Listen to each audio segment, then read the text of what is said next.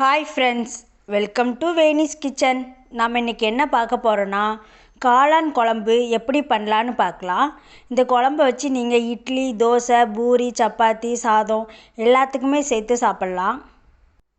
காளான் குழம்பு வைக்கிறதுக்கு தேவையான ஒரு பாத்திரத்தை அடுப்பில் வச்சுக்கலாம். பாத்திரம் நல்லா சூடானதும் அதில் ஒரு 4 ஸ்பூன் எண்ணெய் சேர்த்துக்கிறேன். நீங்கள் எண்ணெய் கொஞ்சம் அதிகமாக சேர்ப்பீங்கன்னா 1 ஸ்பூன் எக்ஸ்ட்ரா கூட சேர்த்துக்கோங்க. எண்ணெய் நல்லா சூடானதும் அதில் கொஞ்சம் கடுகு உளுந்து சேர்த்துக்கிறேன்.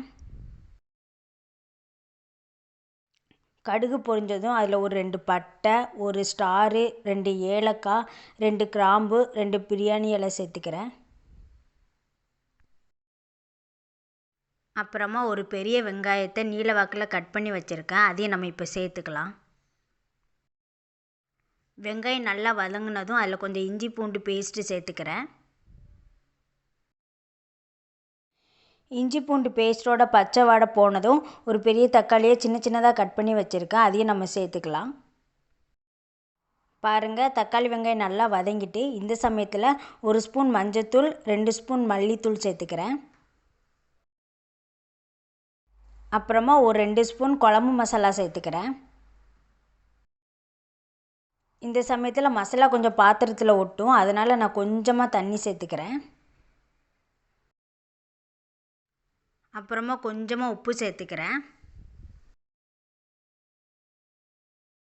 அப்புறமா நான் காளானை உப்பு மஞ்சத்தூள் போட்டு நல்லா வாஷ் பண்ணி வச்சுருக்கேன். அதையும் நம்ம இப்போ சேர்த்துக்கலாம்.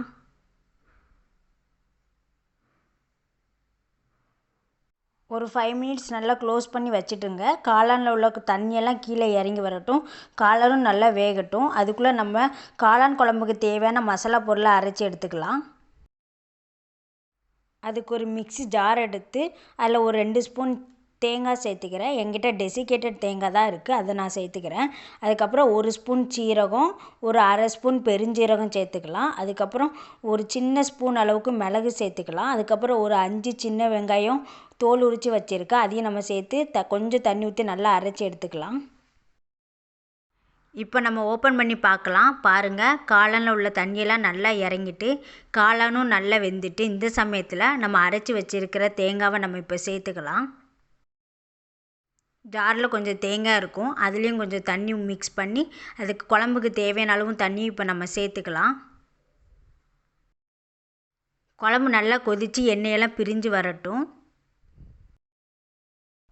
இப்போ குழம்புக்கு தேவையான அளவு உப்பு சேர்த்துக்கலாம். நான் முன்னாடியே கொஞ்சம் உப்பு சேர்த்தனால இப்போ கொஞ்சமாக நான் உப்பு சேர்த்துக்கிறேன்.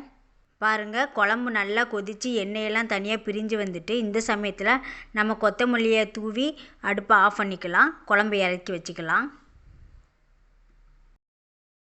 அவ்வளோதாங்க, காளான் குழம்பு ரெடி ஆகிட்டு.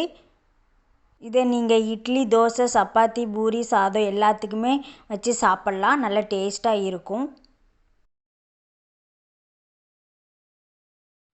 இதே மாதிரி நீங்களும் உங்கள் வீட்டில் செஞ்சு பாருங்கள், நல்லா சுவையாக இருக்கும். உங்களுக்கு இந்த வீடியோ பிடிச்சிருந்தால் லைக் பண்ணுங்கள், கமெண்ட் பண்ணுங்கள், சப்ஸ்கிரைப் பண்ணுங்கள். Bye friends.